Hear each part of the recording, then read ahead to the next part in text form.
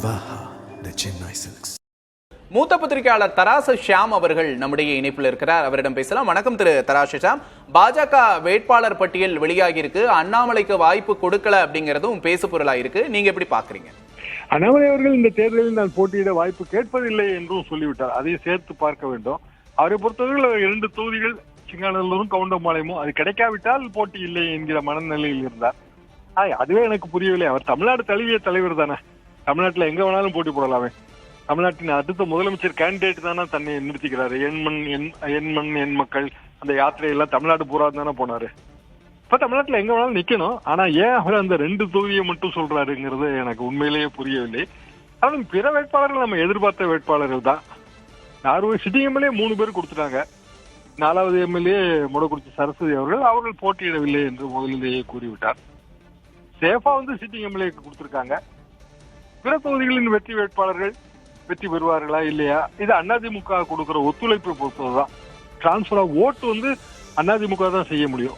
காரணம், அந்தந்த தொகுதியை பார்த்தா கன்னியாகுமரியை தவிர பிற தொகுதிகளில் பிஜேபிக்கான ஓட்டு வங்கிங்கிறது 10%, 12% தான் இருக்குது.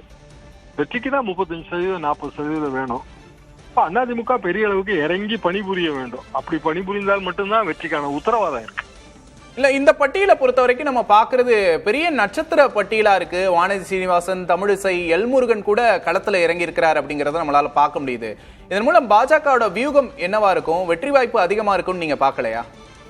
பாஜகவை பொறுத்தவரையில அவங்க தமிழ்நாட்டின் அடுத்த ஆளுங்கட்சியாக வர வேண்டும் என்று நினைப்பவர்கள்.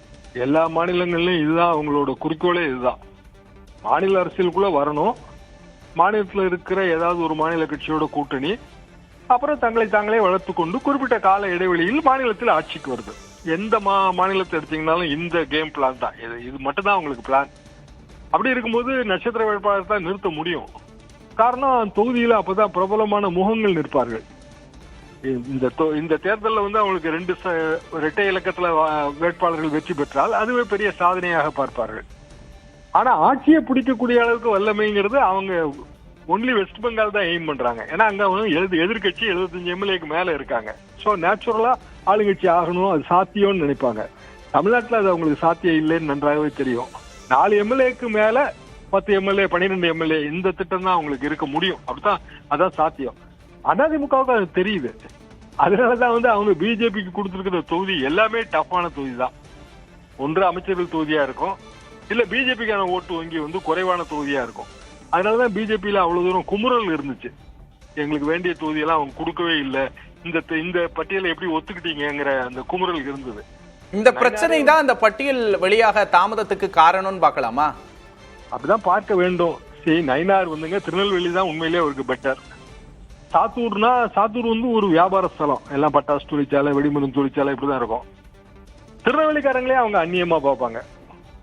ஏன்னா சாத்தூர்லயே ஆள் இருந்தா மட்டும்தான் வியாபார ஸ்தலங்கள்ல ஏற்படுற பிரச்சனைகளை பஞ்சாயத்து பண்ணி தீர்க்க முடியும். இப்ப நயினார் எந்த அளவுக்கு சாத்தூர்ல சூட்டபிள் கேண்டிடேட்லாம் எனக்கெல்லாம் தனிப்பட்ட முறையில் சந்தேகம் தான். ஆனா அவர் என்ன ரீசன் சொல்றாருன்னா, திருநெல்வேலியை அதிமுக ரொம்ப வேண்டி விரும்பி கேட்டாங்க, எனக்கு வேற வழி இல்லை, அதனாலதான் நான் சாத்தூரை எடுத்தேன்னு தான் சொல்றாரு.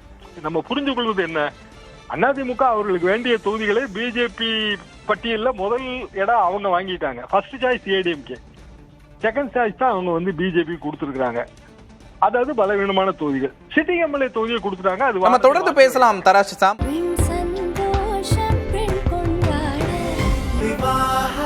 மணப்பெண்ணின் பிரத்யேகமான திருமணம். Vivaha, the Chennai Silks.